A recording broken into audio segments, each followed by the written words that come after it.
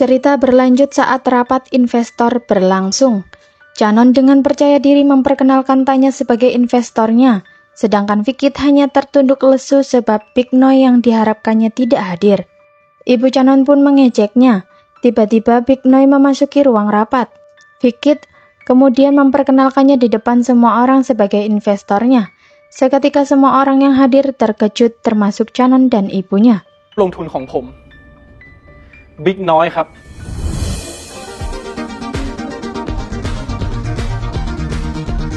Big Noi pun meminta semua orang untuk meninggalkan ruang rapat agar dia leluasa berbicara dengan kakek.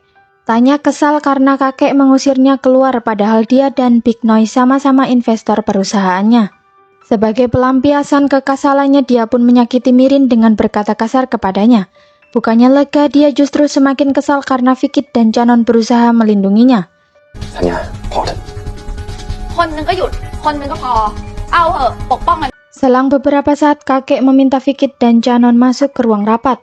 Canon tampak iri dengan Fikit yang bisa menghadirkan Big Noi sebagai investornya. Dia pun meninggalkan ruang rapat. Di sisi lain, Mirin naik ke atap gedung untuk menenangkan diri dengan berteriak agar rasa frustasinya hilang. Saat itulah Canon muncul. Canon memintanya agar tidak memikirkan perkataan kasar yang keluar dari mulut Tanya. Ketika mereka hendak turun, pintu atap terkunci otomatis. Canon berusaha menelpon sekretarisnya agar membantunya membuka pintu tersebut. Namun baterai ponselnya habis, sedangkan Mirin lupa membawa ponsel. Alhasil, mereka pun terjebak di atap. เอามือถือขึ้นมาด้วยนะคะ มิลิน นะคะแปลว่าเราจะติดอยู่บนนี้เหรอคะ Fikit kembali ke ruangannya tapi tidak menemukan Mirin.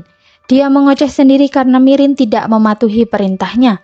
Dia kemudian ke ruangan Canon dan bertanya kepada sekretarisnya perihal keberadaan Mirin dan Canon. Sang sekretaris pun berpikir bahwa Canon sedang berada di atap gedung.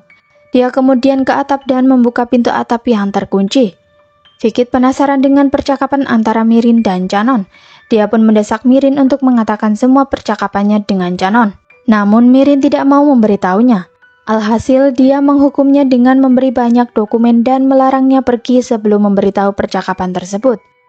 Setibanya di rumah, Mirin ditagih janji oleh ibunya untuk segera mengundurkan diri dari pekerjaannya karena sudah berhasil membantu Fikit. Mirin lantas berjanji akan mengundurkan diri setelah bertemu Bibi Nira Umpan dan menyampaikan niatnya yang ingin berhenti bekerja. Keesokan harinya, Mirin menemui Bibi Nira Umpan dan mengutarakan niatnya yang akan berhenti bekerja. Dia merasa tidak berhak mempertahankan pekerjaannya yang didapatkannya dari hasil menipu Fikit. จะลาออกแล้วค่ะ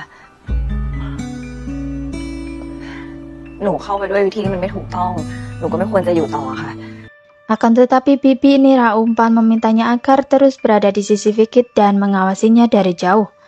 Pertemuan mereka dipotret oleh orang suruhan Ibu Canon yang diam-diam mengikuti Mirin. Hasil foto tersebut langsung dilaporkan pada Ibu Canon yang kemudian terkejut melihat kedekatan mereka.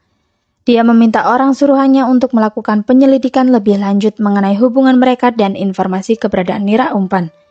Cerita berakhir dengan flashback masa lalu hubungan antara Ibu Canon dan Ibu Fikit yang buruk. คนในตระกูลฉันทำใจยอมรับเธอได้ยังไงนะ แต่กับฉั